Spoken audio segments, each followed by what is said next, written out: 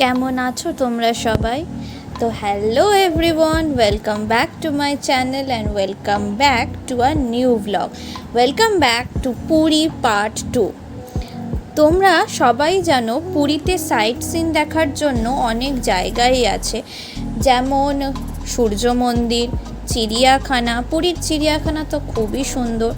এছাড়া আছে চন্দ্রভাগা।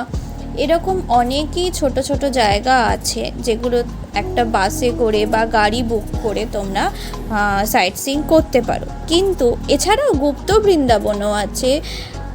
এইগুলো সবই আমরা অনেকবার গেছি, তাই আর আমরা গেলাম না এই বছর। এবারে আমরা চলে গেছিলাম যে জায়গাগুলো আমরা দেখিনি, আর তার মধ্যে অন্যতম এই ওমকারেশ্বর টেম্পল। আমরা একটা টোটো বুক করেছিলাম, যেখানে আমরা 3 থেকে 4টে স্পট ভেবেছিলাম যাব, যেগুলো আমরা আগে কখনো দেখিনি।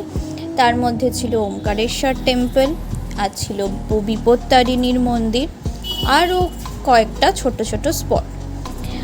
ওমকারেশ্বর টেম্পলে অনেক ধরনের শিবলিঙ্গ আছে, মানে বিভিন্ন জায়গার যে সমস্ত, ধরো কেদারনাথ, তারকেশ্বর, যেখানে শিব ঠাকুরের পূজা হয়, সেই সমস্ত শিবলিঙ্গগুলো এখানে একই ঘরের মধ্যে তোমরা দেখতে পাবে। আর তোমরা যদি মেন সাইট সিইংগুলো করতে চাও, যেরকম সূর্য মন্দির বা যেগুলো সাধারণত হয়, তা যেমন উদয়গিরি, খণ্ডগিরি, ধবলগিরি, এর জন্য তোমরা ওটিটিসির বাস বুক করতে পারো, যেটার অফিস পুরীতেই আছে। স্বর্গদ্বার থেকে একটু হেঁটেই তোমরা দেখতে পাবে।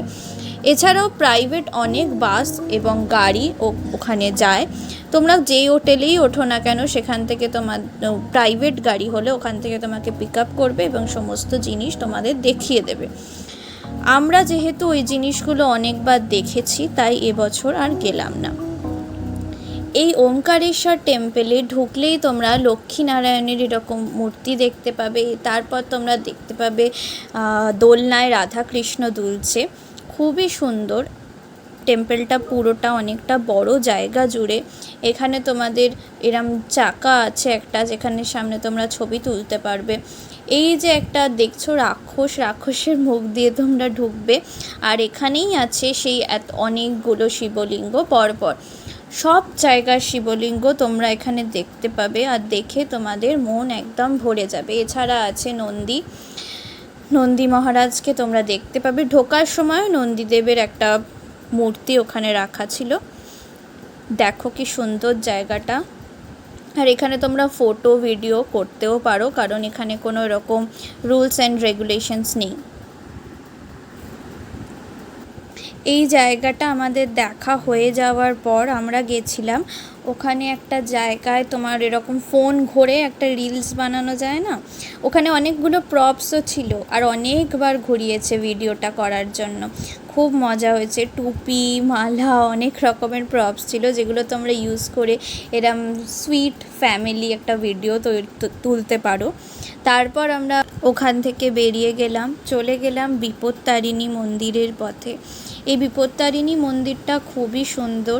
বিপত্তারিণী মায়ের পাশেই রাখা রয়েছে জগন্নাথ দেবের মূর্তি, দেখলেই মন ভরে যায়। আর পাশেই এরকম একটা দোকান আছে, সেখানে বিপত্তারিণী মায়ের অনেক ফটো এসব পাওয়া যায়, পুজো দেওয়ার সামগ্রীও পাওয়া যায়।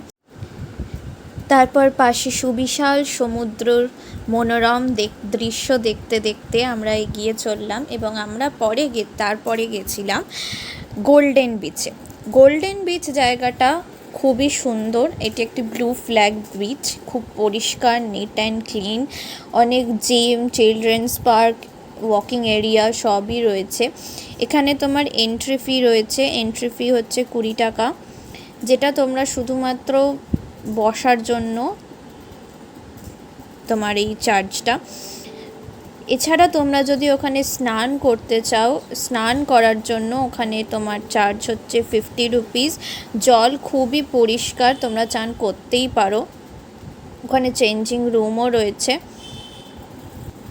এই যে এটা হচ্ছে টিকিট কাউন্টার, দেখে নাও, এখানে লেখা আছে 20 রুপিস পার পারসন। এখানে ওই যে সামনের চেয়ারগুলো দেখছো, ওই চেয়ারগুলোতে তুমি বসতে পারবে কিছুক্ষণ সময়, এবং পিছনের চেয়ারগুলোতেও তুমি বসতে পারবে। পিছনের চেয়ারগুলোতে শেড মতো করা রয়েছে, কিন্তু সামনের চেয়ারগুলোতে সেটা নেই। আর এখানে তুমি যদি পাশ দিয়ে হেঁটে যাও, তুমি চিলড্রেন্স পার্ক, ওয়াকিং এরিয়া সবই দেখতে পারবে। এছাড়া এর লাগোয়া একটা হোটেলও আছে, গোল্ডেন প্যালেস, যেটা তোমরা থাকার জন্য বুক করতে পারো। তারপর আমরা এসে আবার হারিয়ে গেলাম সমুদ্রের মনোরম দৃশ্যে, বলতে পারো প্রকৃতিতে। এখানে কোনো রকম প্লাস্টিক বটল বা কিছু ফেলবে না, কারণ এখানে সব সময় মানুষ চেষ্টা করে যাচ্ছে এটাকে পরিষ্কার রাখার জন্য, তো আমাদেরও তা সাপোর্ট করা উচিত। এখানে অনেক হেল্পার লোকরাও ছিল, মানে যারা আর কি বারণ করছে তোমাকে বেশি দূর যেতে, কারণ সেদিন জোয়ার চলছিল, তোড়টা সমুদ্রের অনেক বেশি ছিল, যাতে মানুষ না চলে যায় দূরে, সেটা সবসময় তারা লক্ষ্য করছিল। তোমরা এখানে এসে খুব ভালোভাবে পিসফুলি স্নান করতে পারো, কারণ সত্যি বলতে গিয়ে স্বর্গদ্বারের বিচে এখন সমুদ্রটা অনেকটা, মানে একটু দুপুরের দিকে হয়ে গেলে কি হয়, একটু নোংরা হয়ে যায়, কিন্তু এই জায়গাটায় সবসময় পরিষ্কার সাদা জল, একদম স্বচ্ছ জল তোমরা দেখতে পাবে। আর এর পাশেই একটা ক্যাফেও রয়েছে, যেখানে খুব ভালো খাবার পাওয়া যায়। আমরা সেখানে খেয়েও ছিলাম, ভালো, বেশ অ্যাফোর্ডেবল প্রাইসেই ভালো খাবার পাওয়া যায়। তোমরা ওখান থেকে কিছু চাইলে স্ন্যাক্স কিছু খেতে পারো। তারপর এখানে আমরা কাঁকড়া দেখেছিলাম, ছোট্ট ছোট্ট কাঁকড়াগুলো, এই যে গর্তগুলো দেখছে, এগুলো কাঁকড়ার গর্ত আমরা দেখছিলাম সেটাই। তারপর আমাদের এখানে বিচে তোমরা 3 ঘন্টা থাকতে পারো 20 টাকায়। তারপর আমাদের হয়ে যেতে আমরা লাঞ্চ করতে চলে গেছিলাম একটা বাঙালি রেস্টুরেন্টে, স্বাদে আহ্লাদে। ওটা তোমার কলকাতারই একটা রেস্টুরেন্ট, ওখানে ব্রাঞ্চ খুলেছে। আমরা আগেরবারও যখন গেছিলাম স্বাদে আহ্লাদেতে খেয়েছিলাম, সত্যি ওখানকার খাবার খুবই ভালো, হাইলি রেকমেন্ডেড। শুধু তোমাদের একটা কথা বলবো, ওখানে গিয়ে একটু ওয়েট করতে হয়, খাবার আসার একটু লেট হয়, কিন্তু খাবারের কোয়ালিটি কোয়ান্টিটি দুটোই খুবই ভালো। আমরা অর্ডার করেছিলাম ভাত, ডাল, মাছ ভাজা, আলু পোস্ত, ঝুরি আলু ভাজা, এছাড়া ছিল চিকেন।